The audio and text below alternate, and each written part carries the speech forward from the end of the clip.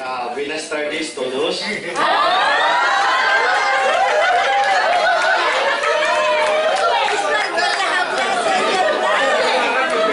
Bago po ako magsimula, share lang ako sa mikropono ko lang ito.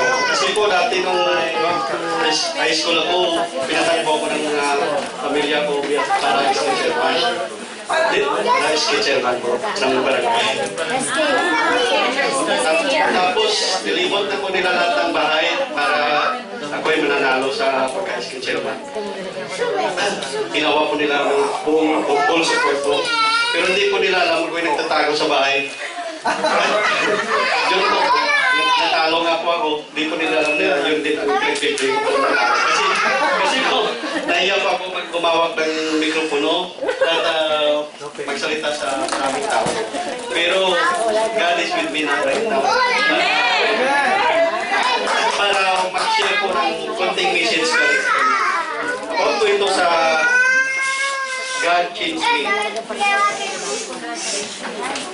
Sa Corinthians 5, verse 17, sabi dito, therefore, anyone is in Christ, he is new creation, the old has gone, the new has come.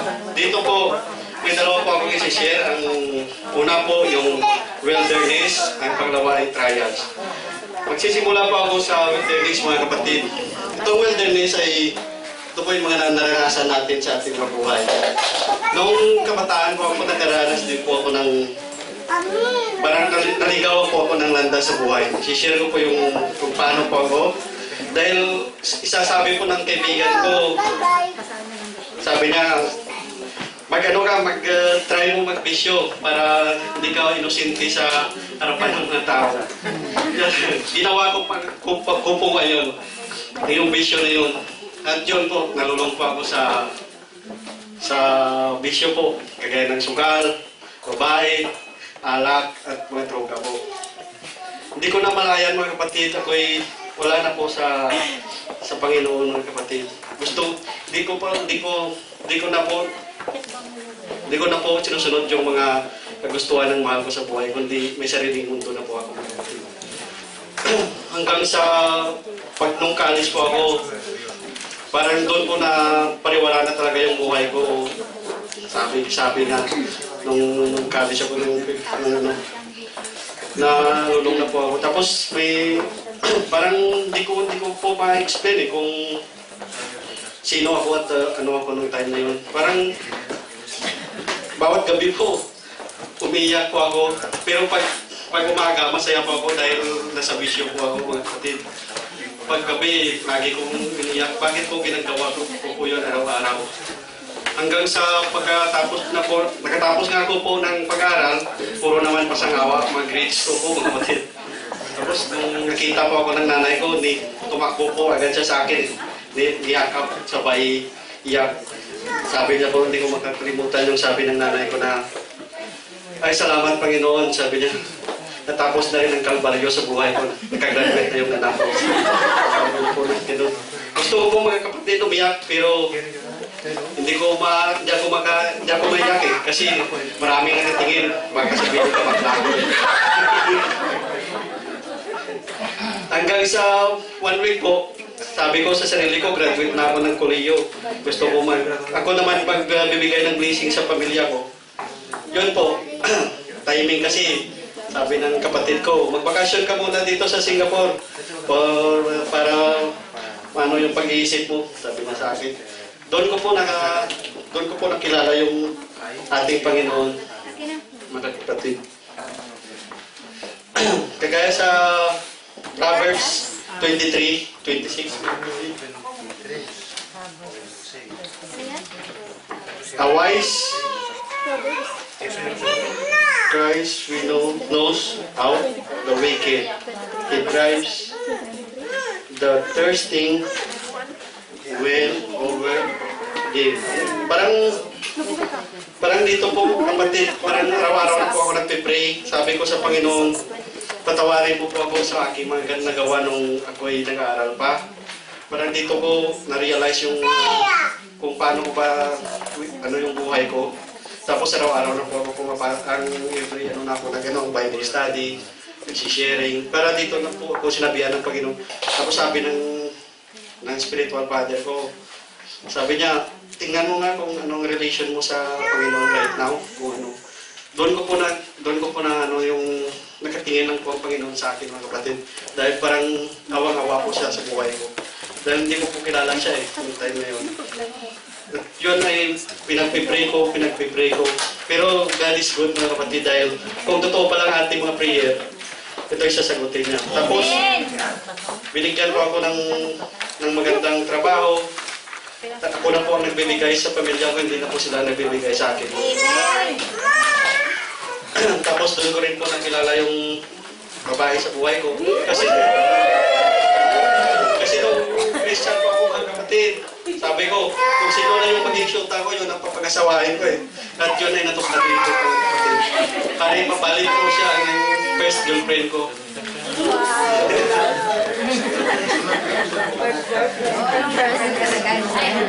At iba na po yung mga tingin ko sa pamilya ko, parang iba na rin po tingin nila sa akin. Parang pinag-proud na rin po sila dahil ako na po ang nagbibigay, hindi na po sila ang nagbibigay sa akin.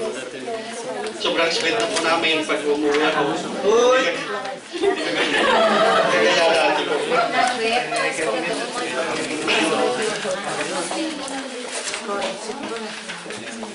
Parang napaka-bait talaga ng Panginoon dahil ayon po sa... Pero nung nawalan ako ng trabaho mga kapatid, sabi ko, sana makaya kong pag-uwi ko ng Pilipinas na maging labanan yung mga tukso, darating na mga ano ko. Kasi marami pong tukso na naghihintay sa akin mga kaibigan. Sabi ko, sana mag-iwasan ko yung issue. Dito po sa pangalawa kapatid, itong testing and trials in life, yung mga ito po ang kinakatakutan ko nung ako'y nawala ng trabaho sa Singapore. Dahil umuwi nga ako sa Pilipinas, tapos yun nga po, nangyari yung kinakatakutan ko. Bumalik po ako sa makamundong buhay. Lahat ng pinag-ipunan namin ni Carol, bahay-bahay, nawala po dahil sa pinagsasabong po. Para, kala ko kasi yun ang makakaligtas sa akin mga kapatid. Kala ko gusto nga lang makapasinsul ng buhay ko eh.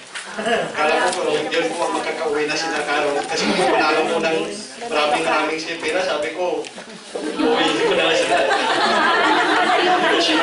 pala yung team niya, kaya siya nagsusunod. Tapos, yun pala yung mali ko na kapatid. Parang wala na pala sa isip ko, yun ang lagi kong sinasabi sa isip ko na manalo. Pag magtataya ko ng loto para ako'y milyonaryo. Kaya sila ng magandang buhay. Yun lang naman po ang pangarap ko eh. Pataguyod ko yung pamilya ko ng maayos. Tapos, at yun pala eh, mali sa maling pamamaraan mga kapatid. Kasi parang wala po, naubos din po lahat. Hanggang sa wala na po, lahat ng pinag-ipunan ko, wala na. Hanggang sa marami na po akong utang dahil sa pagsusugal. Nabinta ko pa yung mga ring namin. Wedding ring namin. Dahil kala ko mananalo na ako eh. Yun pala yung mali mga kapatid.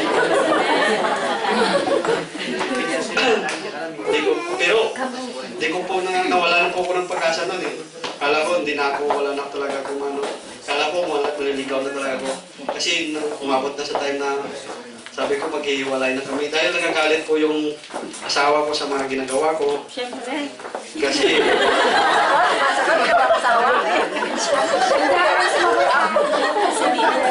dahil yun ang paniniwala ko. Dahil parang hindi na po ako pumapasok ng simbahan pag-uwi ko.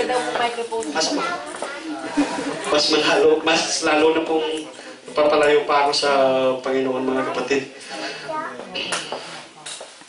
But God say sa Bible, Proverbs 16, as the judges, commit to the Lord whatever you do and your plans will succeed. Dito po, parang dito po na sa akin itong verse na to kasi parang kung i-commit po natin yung buhay natin sa Panginoon, parang bibigyan niya po tayo ng blessings na ano, kahit na nawala na po ko ng trabaho, ng lahat ng pinag-ipunan namin. Doon po ako nag-pray sa kanya na sana makakasama ko ng pamilya ko. At yun lang po ang ano ko na lang, ang pag-asa ko. Umiyak po ako sa gabi-gabi para makapunta dito. At yun po, sinagot ng Panginoon mga kapatid. Amen! Kaya po, ang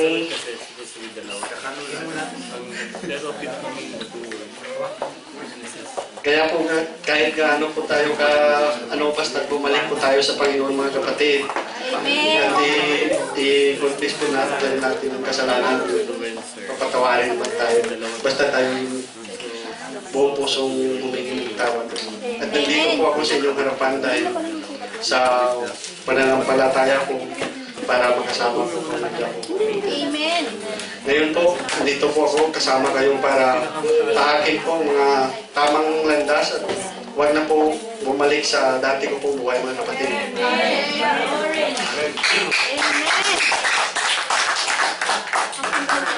Conclusion dito mga kapatid ay huwag po tayo mag-decision para sa pansarili po lamang kasi yun po ay makakasira sa kagaya ko po.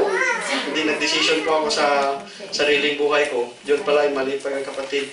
Dapat unahin natin ang kagustuhan ng Panginoon para tayo.